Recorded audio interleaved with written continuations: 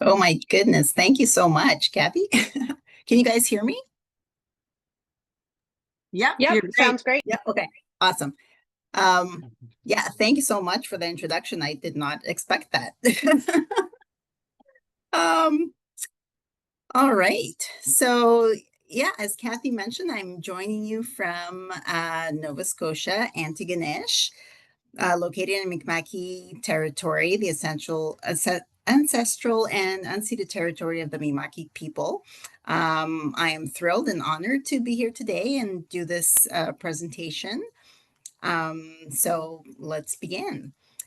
Um, so I wanted to talk a little bit about the Ex-Oceans Outreach Program and how we try to connect youth to the ocean through near-peer mentoring. Can you guys see my mouse when it's moving? No, No. no, No. okay. I will not point at things. Okay. It did not go to the next one. Let's see. Reactions or something. Oh, there we go. Okay.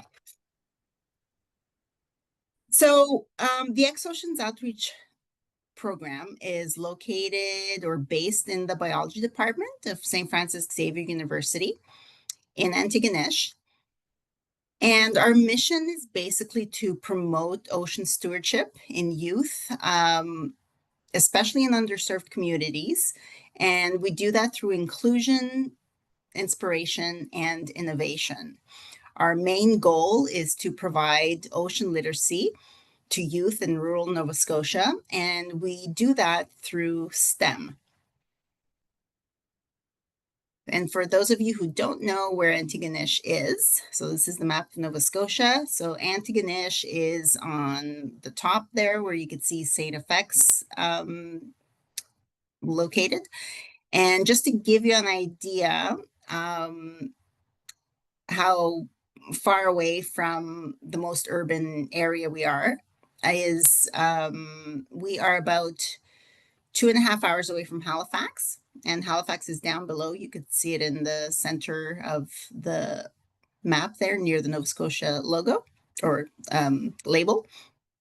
And so Antigonish is about 2.5 hours away from Halifax. We're also about 2 hours or so from Sydney, which is another urban area up in the northern side of Cape Breton. Antigonish is a small town. We have about 4,600 people during the academic year, and about 2,600 in the summertime because it is a university town, and so when the students leave, the population number drops. So as you could see from the map, roughly we are the only institution within about 140 kilometers radius. So most of the communities around us kind of rely on the Ex-Oceans Outreach Program when it comes to ocean content and bringing that to the schools. There we go here. So I'm just going to talk a little bit about how it all started. So Kathy did a great little intro there. So I'm just going to add a little bit to that. So a long time ago when I was younger and I had kids, I worked at the university, and we had some touch tanks at the time that some of the professors had bought, and there were some creatures in there, and my kids would always go play with them and interact with them. And so as they got older, I kept getting emails about a World Oceans Day and how important that was. And I investigated a little bit further and realized, well, this is a global thing, and that we could probably hold an event just like many other places were doing. And so I thought it would be a good opportunity to showcase what we have in the biology department, bring in the community, and have the public interact with the live marine organisms. And so we did the event, and there weren't a lot of people the first year, but it was very well received. What stemmed from that event was that a lot of teachers approached me and asked if we could go to their schools and bring some of those live organisms or have some of the activities that we had out during the World Oceans Day event. And so from there, we kept on getting more and more requests. The community was more interested. We also had some student volunteers that were interested and wanted to participate in doing that outreach. So I thought, well, let's just kind of structure this a little bit better. There were a lot of professors and lab instructors that were doing outreach before that, but there wasn't anything, there was no framework or organization to it. It was more like whenever somebody would give in a request, we would see who's available and they would go out to the school and do it. So I thought, well, we could do this a little bit better. Let's try to get organized. And from there, I started working with other lab instructors and students and trying to develop the X-Ocean outreach framework. And so we quickly realized that we needed money. And so that was a challenge. Slowly and surely, we were able to get some funding. It took many, many years. Some yeses, but most of them were no's. But we did the best we could. And we ended up where we're at today. Fast forward to 25. Sorry, not 25 years. That was when I came here, 25 years. But fast forward to a decade later or more. And now we have a full established program that is relatively known in our area and in the province. And our current reach is the following. So we cover about 11 counties, 27 schools or so. We cater to grades K to 12. And we serve about 5,000 youth per year. And we do that in both English and French. Some of our activities are on campus, some of our activities are off campus. The program itself is a year-round program, so we do outreach whenever a request comes in, which is mainly year-round, but our busiest time is March through August. And we do all this by using this cool van that we got with funding from NSERC, Promo Science. And this really facilitates, really helps our traveling around to schools, because before that we used to do it in our own individual cars and it was not ideal. So this definitely helps us drive the distances that we need to get to the schools. So what we offer is basically a foundation of ocean content and resources to teachers and their classrooms. All our activities are hands-on and they're STEM-based, and they can apply to any subject. We weave in the material into the curriculum so that the teachers can still they can still reach the outcomes they want to reach and hit the targets and goals at the end of the day that they want to hit. So we just incorporate our material and ocean content material in that curriculum. We basically focus on marine biodiversity, ocean concepts, stewardship, climate change, and sustainability. Why do we do this? Well, as you probably already know, there is a lack in ocean education in the Nova Scotia curriculum, and I'm pretty sure it's across Canada as well. Rural areas like us lack the resources and infrastructure, so it's hard to get that information hands-on. There's a lot of stuff online that you can get to incorporate it in your curriculum in the classroom. However, teachers, they don't have the time most of the to do all that. And also, if it's only online, it's not as attractive than if it's hands-on right in front of you. So that's one of the reasons why we do that. The other reason is that we lack the infrastructure. We don't have any public transit here. So if you can't just go to a summer camp or come to the university to do a camp if you live far away. It's easier for us, like a mobile program, to just go to the schools and provide that service. And so we have the resources that are needed to fill that existing gap. And this is why we do the work we do. And so our framework is very simple. The program itself is basically led by lab instructors. Right now, myself and another lab instructor, Kathleen Glasgow. And we do hire students, undergraduate and graduate students, St. FX students. We train them. We provide them professional development opportunities. So they get to improve their leadership skills. They acquire a lot of soft skills and transferable skills throughout the term that they're with us.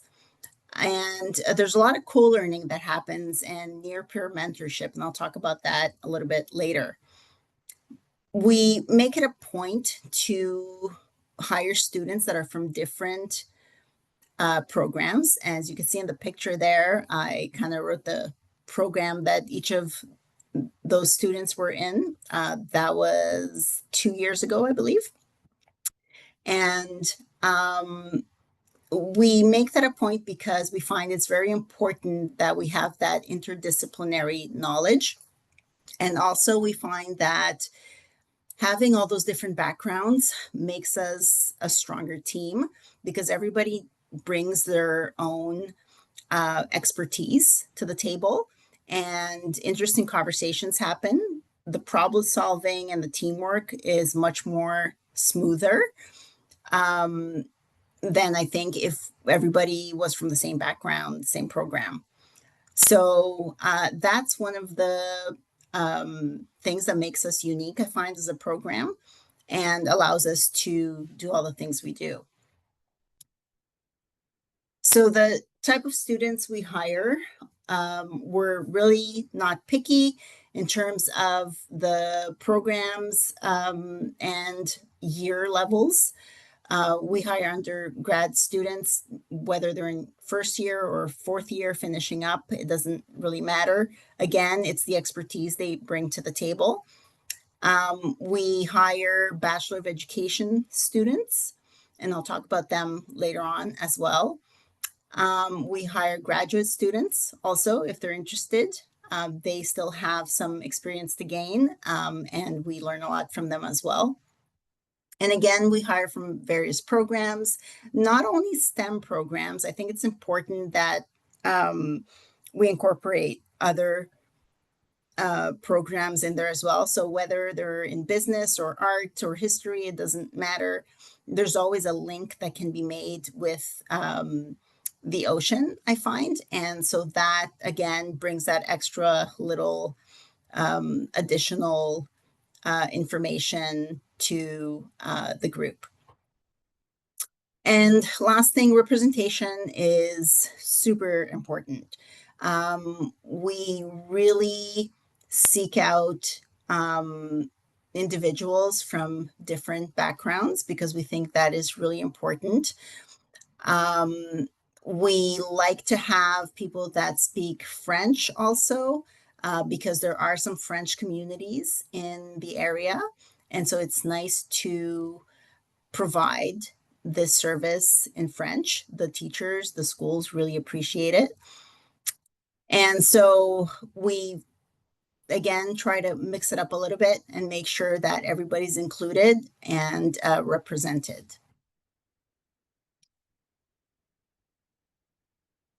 So basically what we do is we share our resources, and some of the resources we share are here on this slide. Our main attraction is the live marine organisms. and we're lucky enough to have purchased this touch tank with TFO funding a while ago. We house some of our animals in here. We also have two other touch tanks, but this one is more fancy looking, so I showed this one. And for the different animals that we house, we either go diving ourselves, and one of the professors, especially Russell Wyeth and his crew, go dive and gather some organisms that are local. And also we get some stuff from West Wind Sea Labs. So Kathy, we're very grateful for all the shipments you've been doing and all the orders we've been placing to get these animals, because we use them every day. And it's nice to show that difference as well between our local Atlantic animals and the Pacific ones to the public and to the youth. Other things that we have in our repertoire of resources are microscopes. And so we bring those microscopes to schools and look at live microorganisms. If there's a little pond somewhere near the school, the kids can just go and gather a little sample and take a look at it under the scope. So that's always very interesting. We do a lot of dissections, squid, fish, crayfish, hearts. You're probably wondering what kind of hearts. The hearts that we are actually using are sheep hearts, not much to do with the ocean. However, it's still important. We find you could do a lot of comparative anatomy with that, talk about the different types of hearts. So whether it's a mammal and compare that to fish or sharks. So it's nice to have that comparison. So even the heart dissection, although it's a sheep, you could still somehow find a relationship and teach something about ocean creatures with that as well. We also have some ocean water circulation models, ocean floor mapping. That's a very popular one. We do a lot of DNA extractions and eDNA activities, some algae experiments, climate change activities. I'm actually going to do one later on in a bit to show you what it looks like, renewable energy and watershed activities. And we do have a whole bunch of other activities. I didn't want to list them all, but just to give you an idea of what our activities look like and what our resources are, I just wanted to post this here. So as I was saying earlier, we take a near peer approach to the program, in the sense that we know that youth relate more to their peers. So they will relate more to somebody near their age than obviously me doing a little talk or presentation for them. Again, representation is key. It really matters. It really, having somebody that you can identify with is important, because that will improve or increase the engagement of the students during the activity. There's also a lot of organic conversations that happen about higher education, about real world problem solving, about climate change. When you get the student facilitators with the youth in a room and they do the activities. So there's that near peer mentorship and role modeling that occurs organically and works much better than if lab instructors, for instance, were to do the same activities with the kids. So it's overall a much better learning and memorable experience for the youth. And they get to have interesting conversations about higher education, which is key to them, continuing on and sticking with school, and even venturing into STEM career pathways.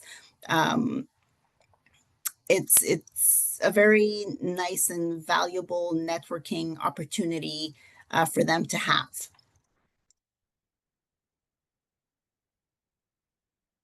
So when the student facilitators come in, some of them you could see it right away. They're born leaders and they'll just take the reins and run with the program.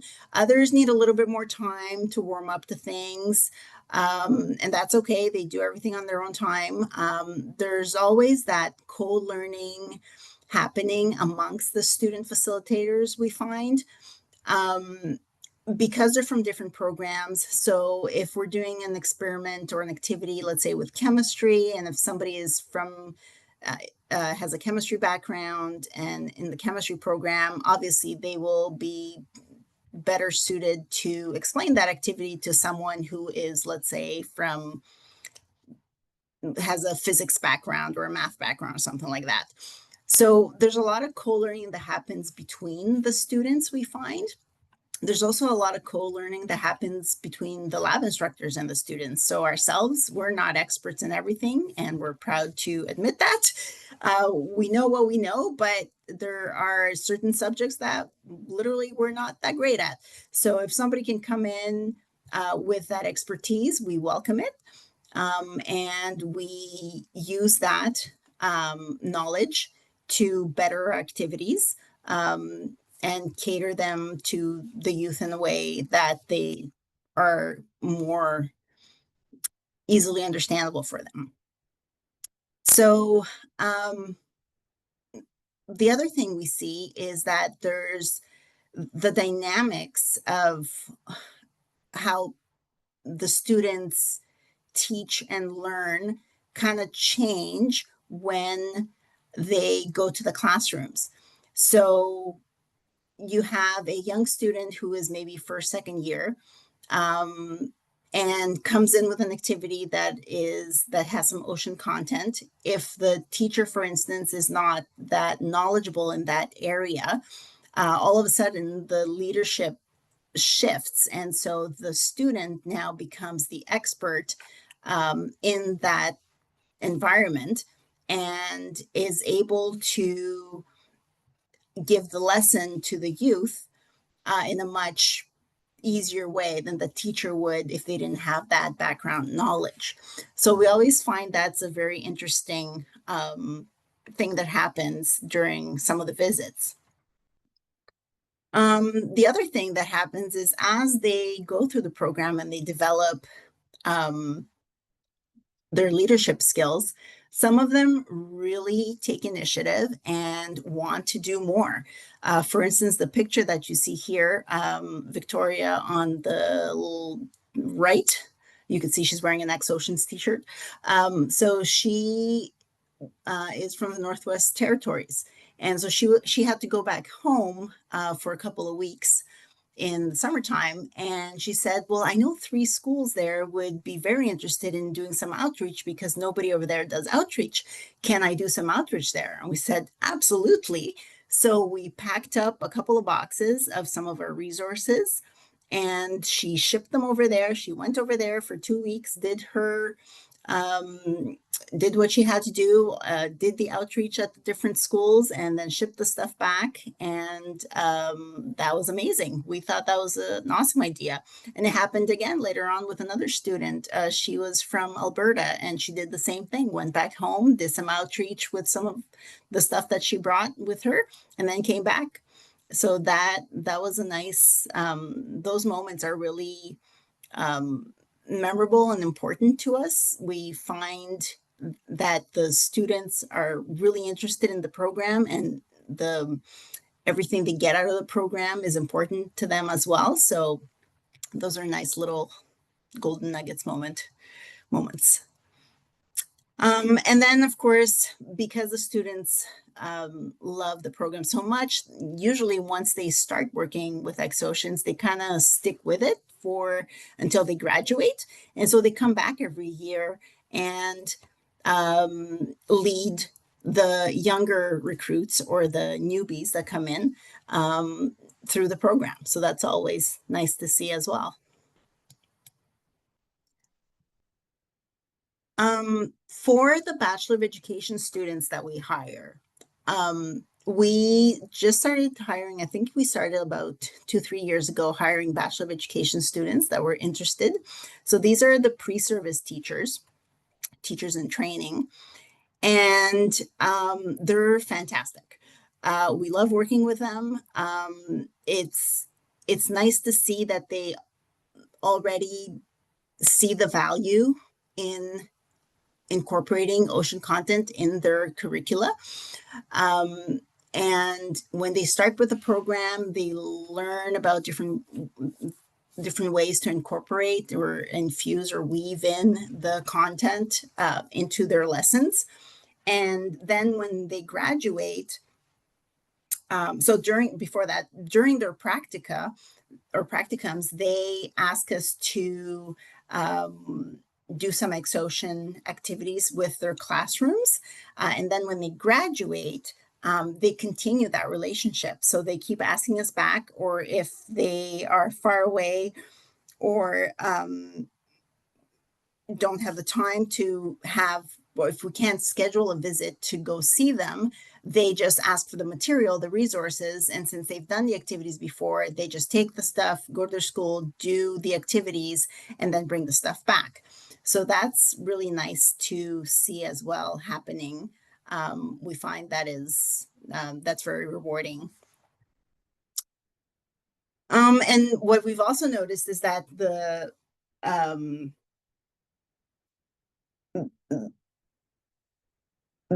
are strong leadership skills that develop through their work placement. And so there's a lot of near-peer mentoring amongst the student facilitators that are not in the Bachelor of Education program, and the students that are in the Bachelor of Education program. So these are, again, remember, these are pre-service teachers. And so they have a lot of classroom management or more classroom management experience.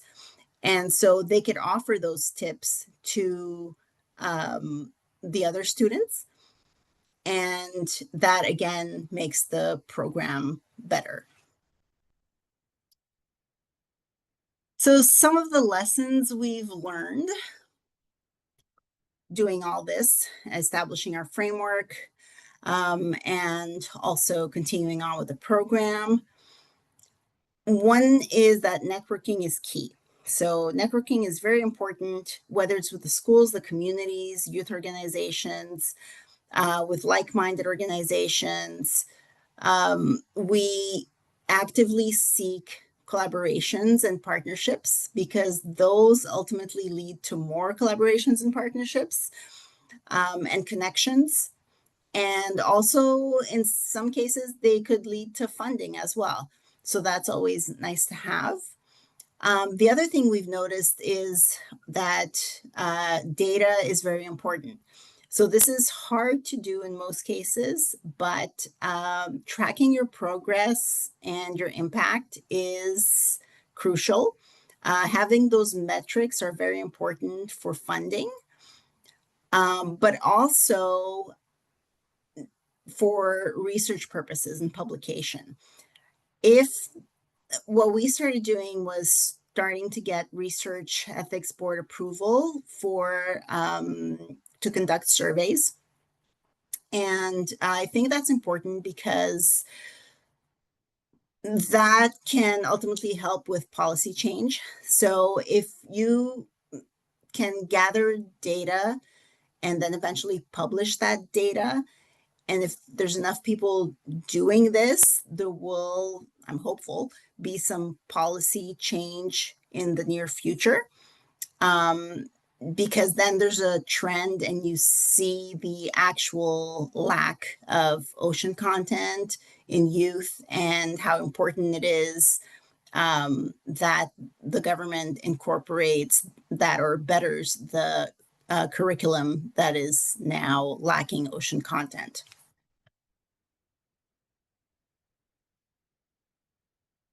Briefly, here are some of the challenges that we've run into through creating the framework and structuring our program.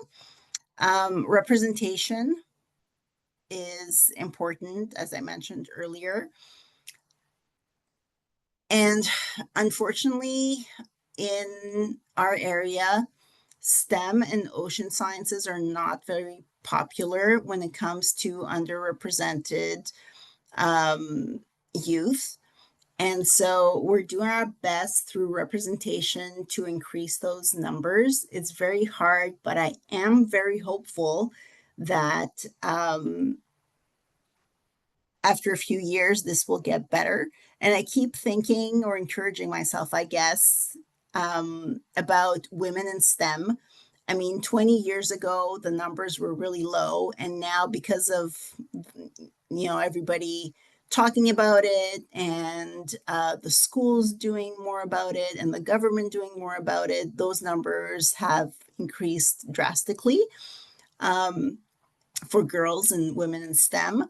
And so the same thing can happen for BIPOC youth, I believe, and underrepresented genders. I do think this could happen. Again, it just needs to gain momentum and for the public to think that it's an important thing to happen. And I'm hopeful that it will happen and that those numbers will increase, because the numbers are really depressing. I think it's something like 9% Black or Indigenous youth have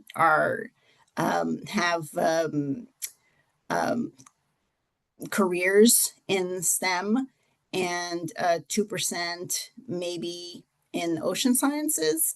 So those are really depressing percentages, but I do hope it's going to get better with all the work we do.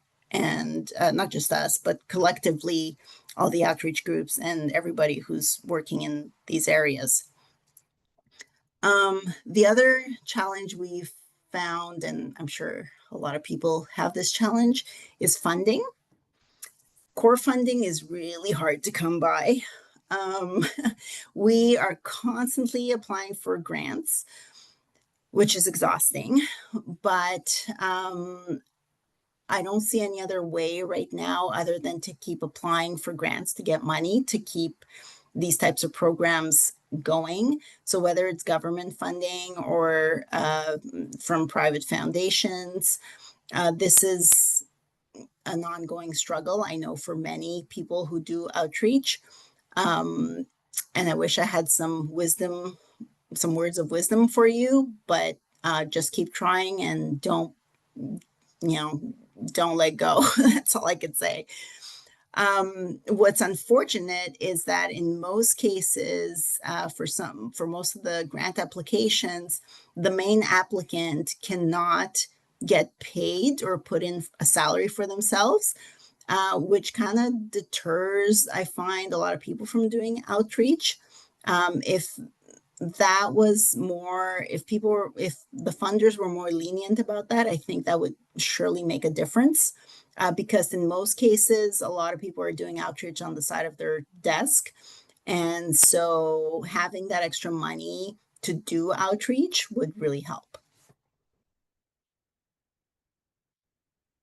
And here I just wanted to show you a little bit what it actually looks like when we go to a classroom and we do different activities. So this is here we were just working with algae, where we're showing everyday uses of algae as a thickening product. And so the extraction of carrageenan from seaweed, that's always a fun experiment to do.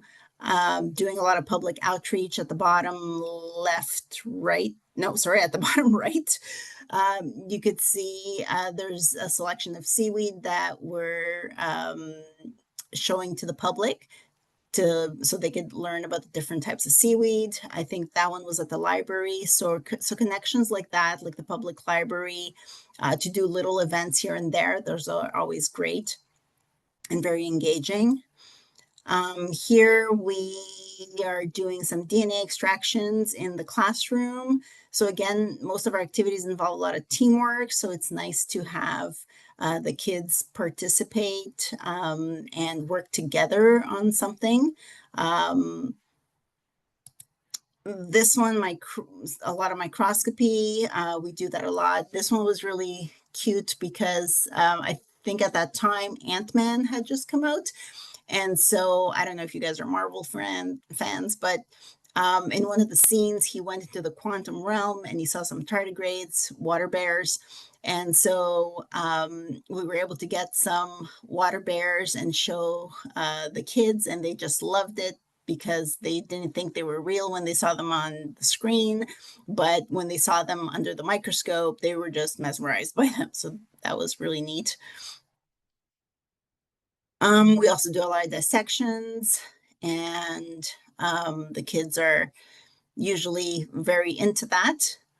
This is a squid dissection, I think, for all those pictures. Yep, and squid are just fascinating. They're just, I find, a weird animal, and it's just fascinating the way their anatomy works and physiology.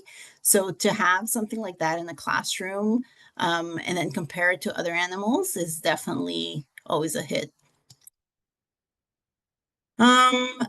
Bathymetry, so ocean floor mapping. This is one of our most popular activities. And kids just love this. They get to recreate the ocean floor. These are little boxes that have a different topography, different shape in them. And so it's hard to explain just by looking at the picture, but they map out what's in it without knowing what's in it. And then once they create it in a 3D version, they can open the box and see if it looks exactly like what they created. So it's always a nice surprise. Preserved specimens, these are always very popular artifacts as well. So something like this can be used in an art class, for instance, and you can incorporate ocean content in an art class in this way. So kids are always into that. This is one activity. Do we have some time? Okay, I'll take 5 minutes just to explain this one. This is a really cool activity that one of the professors came up with the idea, and we kind of developed it into an activity, and it's very popular. So I'll go through it real quick. So we call this the brine shrimp activity. It's part of our climate change module, and it looks at the effects of ocean temperature increase on zooplankton.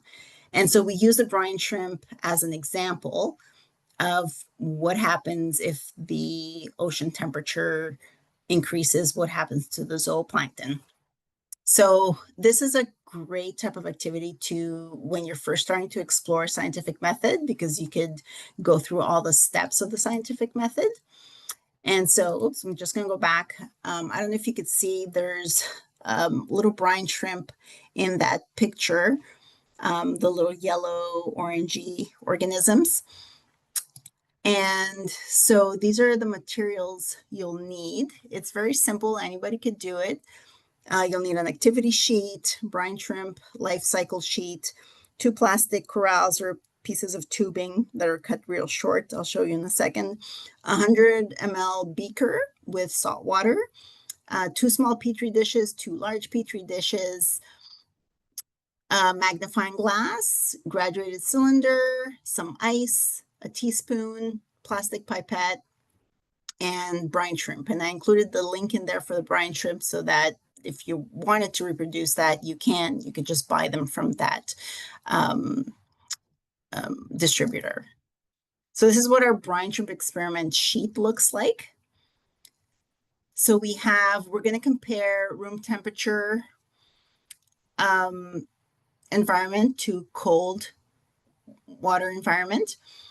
And we're going to count how many brine shrimp we have in both environments, and then look at their motility and count how many have ventured outside of a specific area, and do the percentage and try to explain what happened.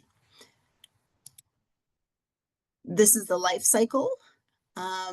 So what we do usually for this activity in the beginning, we talk about brine shrimp, what they are, what they look like. And then we have the students look at the brine shrimp under a dissecting scope. So they're supposed to determine which stage they're at before starting the experiment. And then once they know what they look like, they can start the experiment. So it's very simple.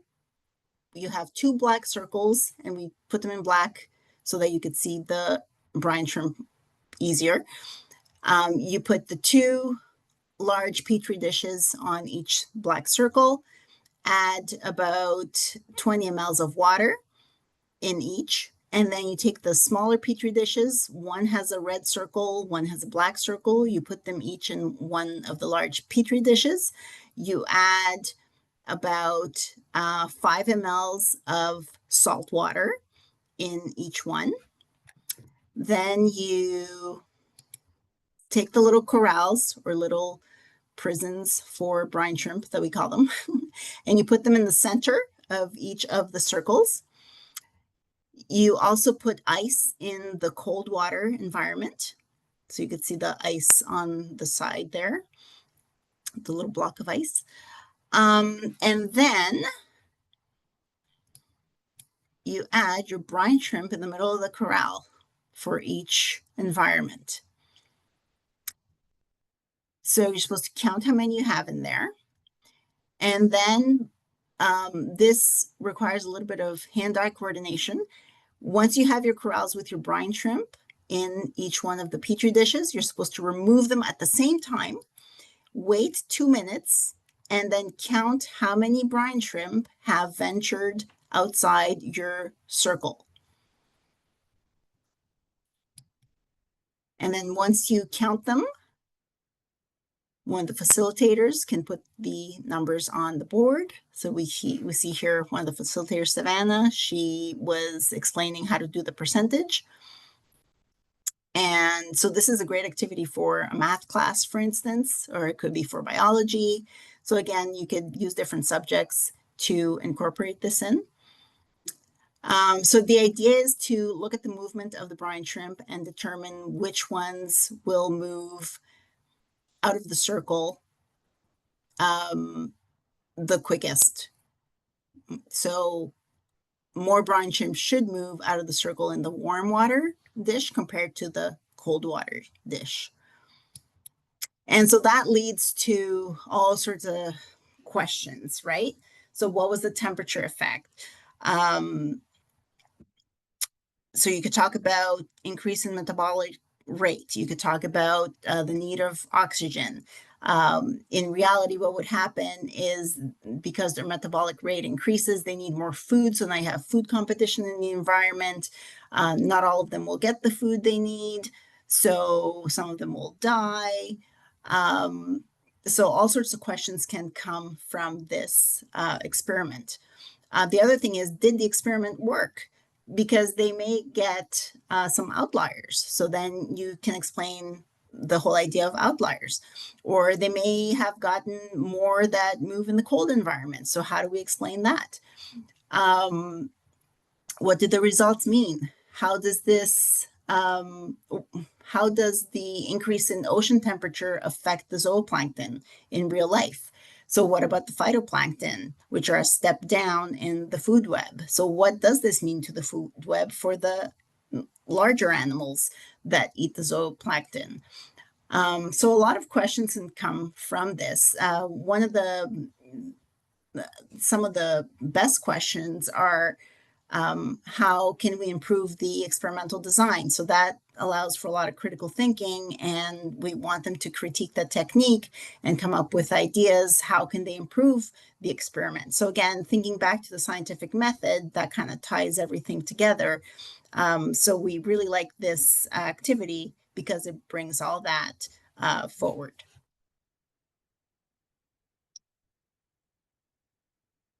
Okay, so that was just one of the activities I wanted to show you how teachers can easily replicate this on their own, or just have us visit their classroom and do that activity with them. So these are the kind of things we do with the program. And with that, this is my last slide. So this is Kathleen Glasgow. This was at the Association of Science Teachers Conference. We were invited to do a little presentation there. And so that was really nice. And we were able to connect with a lot more teachers that were present in at that conference. And from there stemmed some interesting conversations and also some more connections that we didn't have before. So now we've been asked to go down to the Yarmouth area, which is the other side of the province, and do some activities with those schools over there. So we're kind of branching out, going where we're needed to continue doing the work we do. And that's it. Thank you very much. Thank you so much. That is such an amazing program. It's great to hear all of your stories about it and your lessons learned and your challenges. And thank you so much for sharing that with us. I would love to open it up for questions. People can feel free to turn on your videos, turn on your microphones if you'd like to ask them out loud, or just type them into the chat if you'd rather do that way, and I can monitor the chat and ask any questions.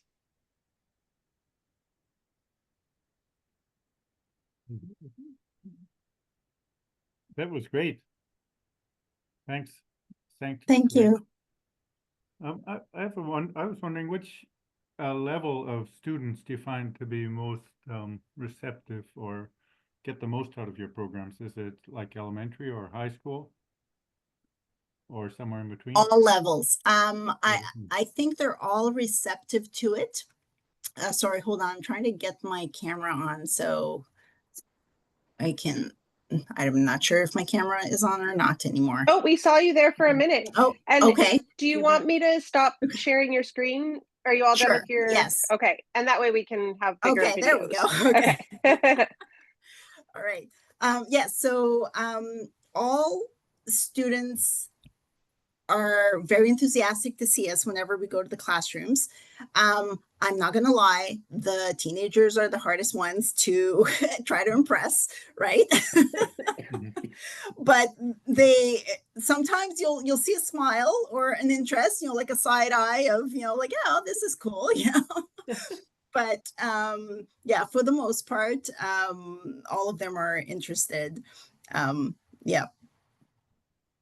Do the schools pay anything or is it free to them? No, it's free. So we make it a point to have this program be free, and for as long as we can, we will keep it free because there is a lack of resources out there, and we know kids are not getting what they need and the schools are not getting what they need. So if we could keep it free, we will keep it free.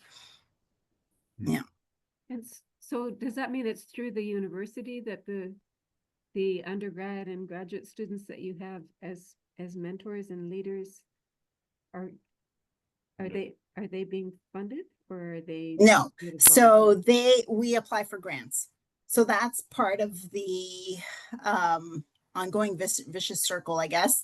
The funding, applying for grants constantly so that we could have enough money to pay the students to do this. And I refuse to pay minimum wage. I find it's a ridiculous amount. So I always try to have something a little bit more for them. And so it is very challenging to find funders. But we, so far, knock on wood, we've been lucky with that. Yeah. That's wonderful. Wow. Yeah. That's amazing. And there's a couple questions in the chat. One of them is, are you able to send me your PowerPoint so that I can post it on our website or send it out to our participants? I'm not sure if you have any, worries about it being on our public website, but if I can send it by email, you just let me know what you're comfortable with. I think people would love to see that.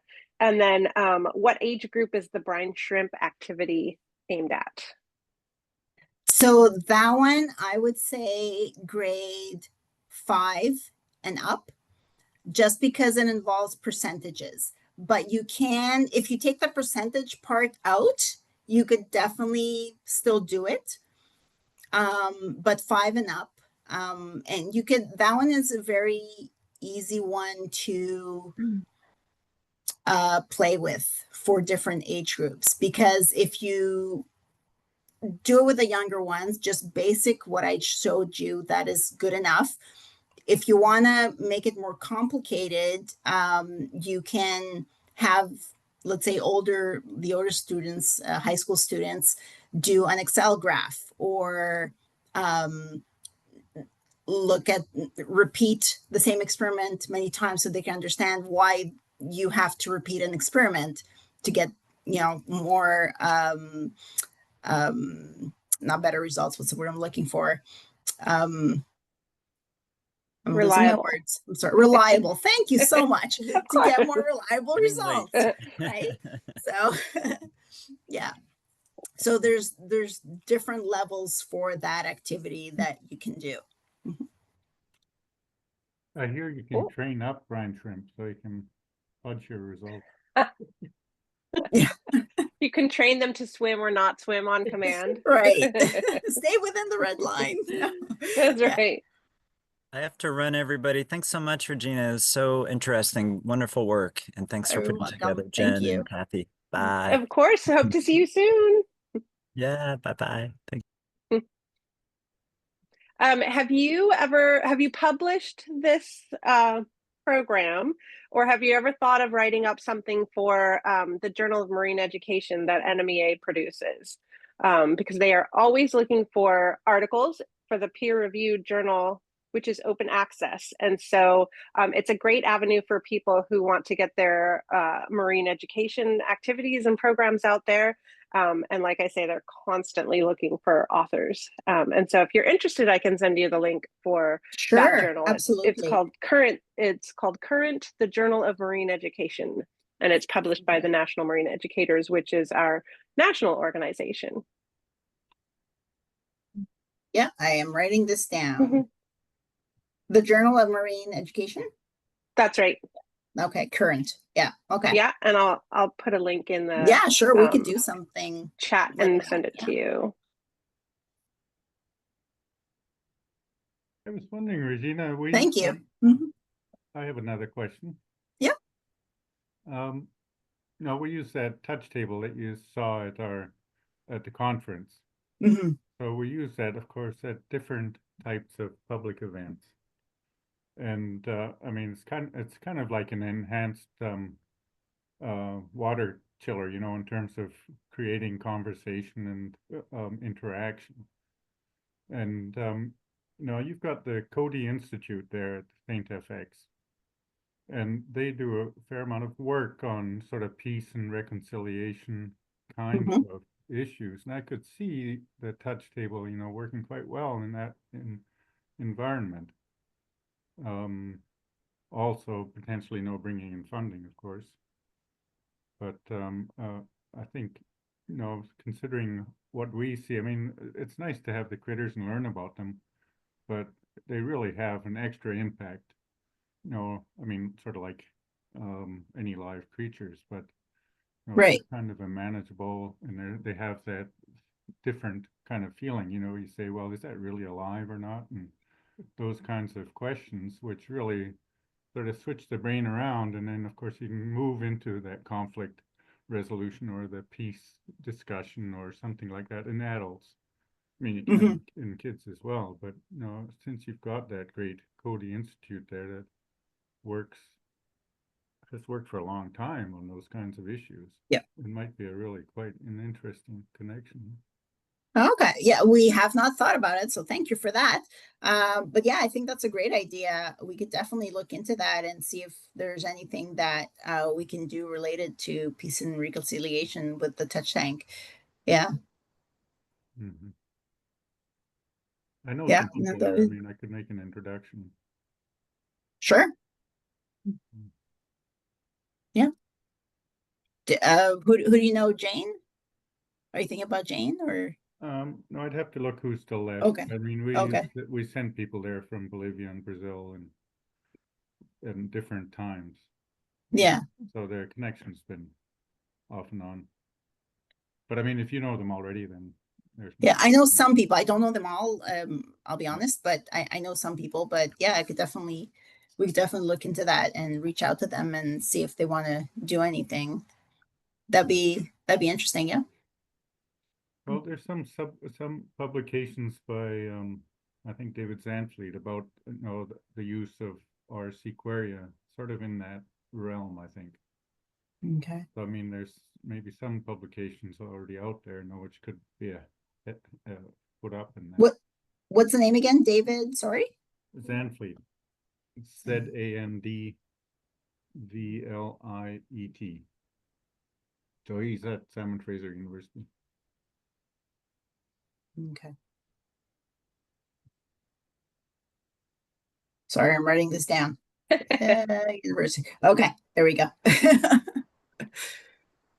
And Gloria, you had a question. Well, first of all, I just want to comment, Regina, that was amazing. Really, I'm just blown away with all the different activities, really creative, breadth of activities that you have for kids. That's wonderful. Oh, thank you. I wasn't expecting so many different kinds of activities. That was really cool. So I just wanted to find out, I sort of get the impression that you have university faculty involved with you. Is that correct? Because you hire B.Ed students and grad students. So are there university professors that are involved with your program? Yes. So we have some in the biology department that are involved. We have some in the education department.